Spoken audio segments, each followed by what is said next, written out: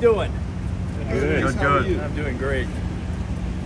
This is my old station. Well, 40's not. I don't know where the 40 came from. And I don't know where the ABC was. It was CBS when I was there. Tuscaloosa City Council today had a water department meeting. I don't know. That was like the worst part of my career, going to those city council meetings. God, wait. Do it here and in Columbus, Georgia. They were brutal. If you guys are having to do that, I'm sorry. But I'm doing that right now, so I'll keep that in mind. it's awful. It is just awful. Is Kip Tyner the mayor here? He is the president of the city council. I'll tell him you said hello. Please tell him, Kip was news director of my first job, and tell him I'm sure he has not made those council meetings any more entertaining, though he's a fine entertainer in his own right. He's a good guy. Well, Rece, it looks like you turned it around all right. You look like you're doing okay. It was actually, not to give you some journalism life lesson, it actually was good for me. I joke about it all the time, but it was helpful because you learn to put together a story, you learn to be concise, you learn to dig through something that is inherently boring and try to make it of use to your audience. Fortunately, I don't have to deal with any of that anymore, but at least help me structure stories, because everything we do now is terribly interesting, exciting, and fun, and I get to work in the toy store of life now, so it's great.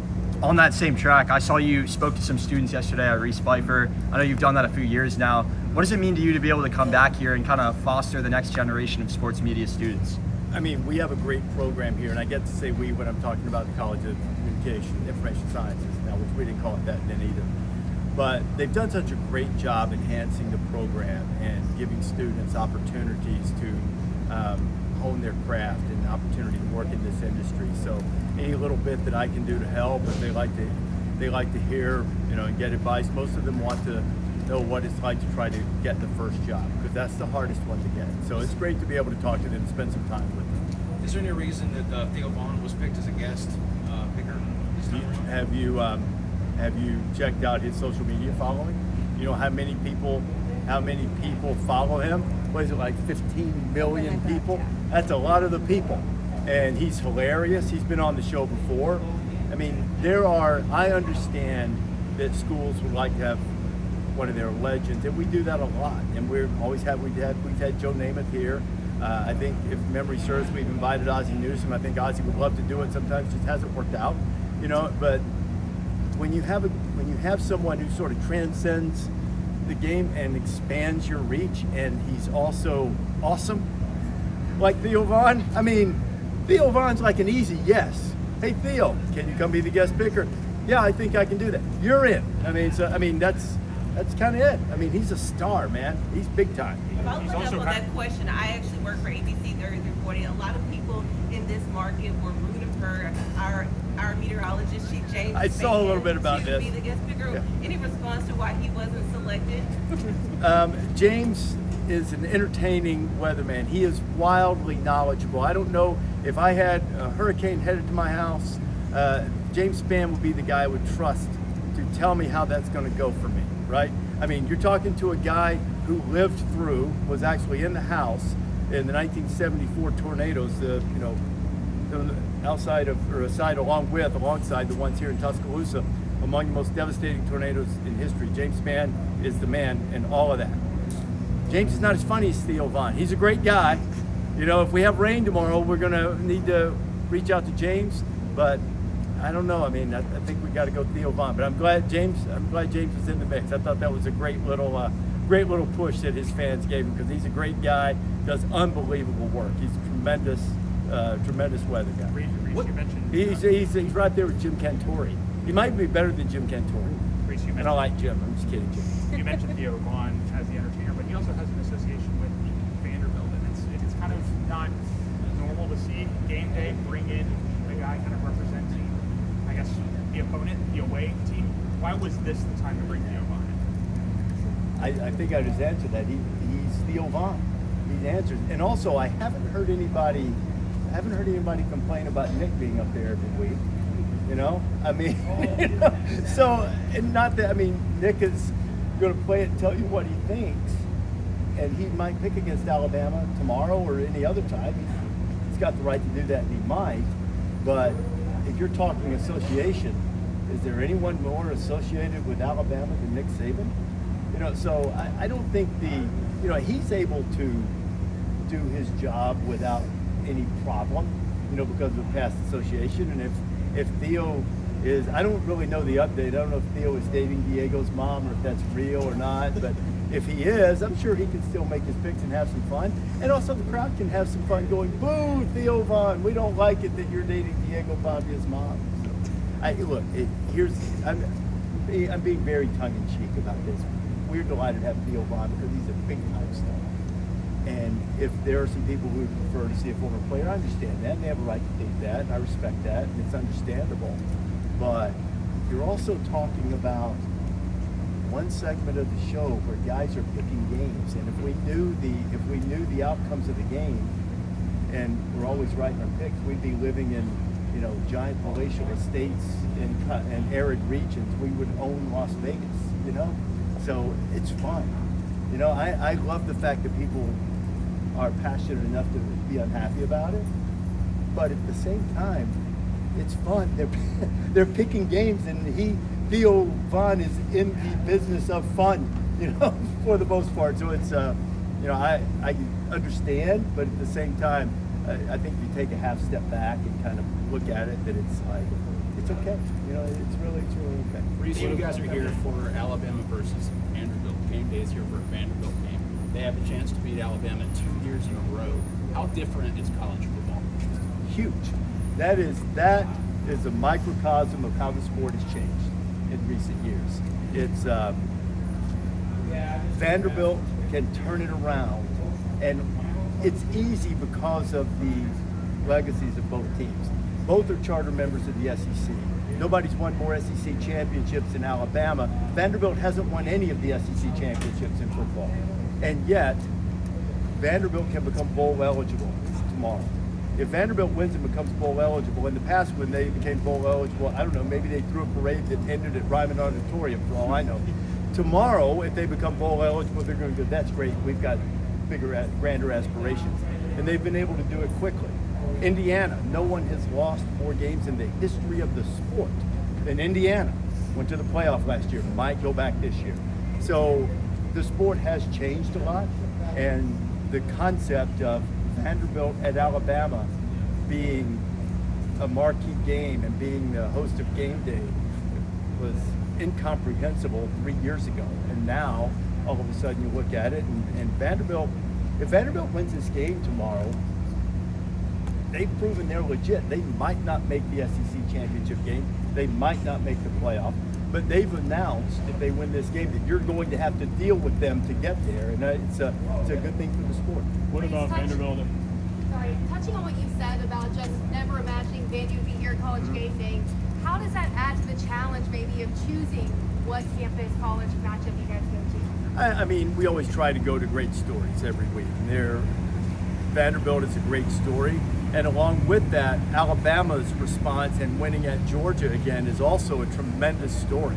It's like, reports of Alabama's demise greatly exaggerated, after what they did in Athens last Saturday night. So it's a clash of, a traditional power and an upstart. So what we were talking about earlier about the kind of the new era of college football. And then you also have this idea of like, everybody for years and years always laughed at a lot of my colleagues because all the writers wanted me the first one to say the dynasty was dead. Every time some ball bounced off a tuba and Alabama accidentally lost a game, when Nick was here, it was like, it's over. So boy, they were eager to do that, and all of a sudden maybe not. That's a compelling storyline. Vanderbilt is a fascinating storyline because of its history and Pavia's a charismatic guy that people, if you watch the Netflix special, he's a fascinating dude and a great competitor and an improved player. So he was good last year, and now things like throwing the ball downfield with accuracy consistently. He doesn't always have to break the pocket to make plays. He's one of the more fascinating characters in the sport. So you've got a lot of great storylines here. So we're picking a spot. That's what we look for. Sometimes it is the highest ranked opponent. Sometimes it is a traditional rivalry, and sometimes it's unexpected storylines. And we're thrilled to be here. I think it's going to be a great morning for us. How do you give Coach Saban You mentioned Vanderbilt's story a little bit. Why do you think people are so drawn to them? Why are they so compelling? Everybody likes the underdog, right? I mean, everybody tends to, unless you were an Alabama fan and, rooting for the continuation of the dynasty. Most people who don't have a dog in the hunt, if you're watching a movie, usually the movie's built around the underdog, right? So I think because Vanderbilt has had the on-field struggles that it has had, really pretty much since the 20s, and meaning the 1920s, not the 2020s. I think seeing them rise, be an upstart, it's easy to get behind that storyline. Sort of reminds me a little bit of when, Stanford certainly has much better football history than Vanderbilt does, but it reminds me a little bit of when Harbaugh really got it going at Stanford and then David Shaw after that. It reminds me a little bit of that, the academic institutions that historically haven't been juggernauts, and all of a sudden, Stanford was, and Vanderbilt is threatening to be. So I think it's sort of rooted in that innate desire that most of us have to root for the underdog. Has the panel given you and Coach Saban, or Coach Saban specifically, kind of a hard time over the last year and a half over the Vanderbilt loss? Kind of like you see online, y'all lost to Vanderbilt, to Coach Saban. No, no, because look, I went to school here and I'm very proud of that, and I'm very proud of this place, and I grew up loving Alabama football. Nobody cares where I went to school, and I don't view it as the way to do my job properly, to go out there and advocate for Alabama or always take the Alabama position or anything like that. I mean, I just don't think it's the right way to do the job. For me, it's different for a player. I always say, people ask if I played in college, and I say that my talent ran out after high school, although my high school teammates would tell you it ran out a long time before that. So nobody, that's not how I need to approach my job and my judgment. And so the short answer is no. I mean, yeah, no. Speaking of Stanford a second ago, Steve talked about his keys to the game revolving around Alabama's receivers versus the Vanderbilt secondary, although Diego Pavia versus the Bama defense is what is drawing most of the storylines. What are your keys to the game, and what are the matchups you're most looking forward to that you think will go toward deciding this ranked matchup? Have you ever seen the movie, have you seen the movie Get Smart?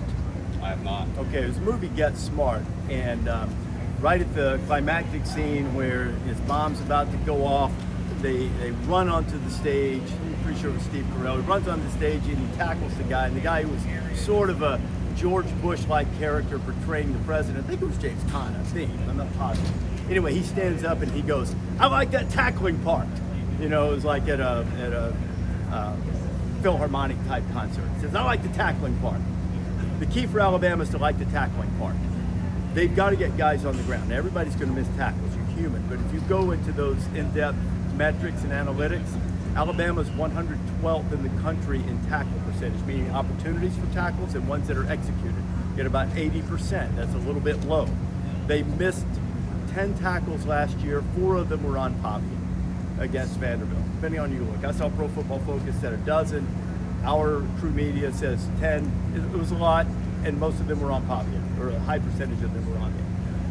I think Alabama's had trouble stopping the run, haven't been great at that, and they haven't always been the surest tacklers. They'll need to be sure tackling tomorrow. You need to get guys on the ground. You think that falls more on the coaches or the players?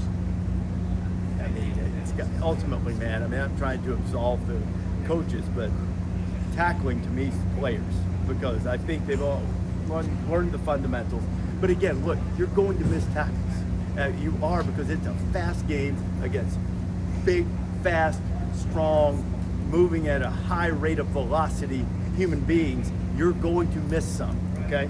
So I think minimizing the number you miss. And Diego is particularly slippery. He's got an innate feel for making guys miss. So I'm not here to say if they miss a tackle, they don't know what they're. It's not that. It's tough, man. My son's baseball coach, who was at Duke, now is at Virginia, used to say you're dealing with big men moving at a high rate of velocity, in baseball, and that's true in football too. So it's they need to minimize that. I think that's the biggest key to me, because if you don't miss tackles, you have a better chance of getting off the field on third down, which they really struggled with against this offense a year ago. Thank you. Thank you, Dave. All right, thank you guys. That was fun. See you.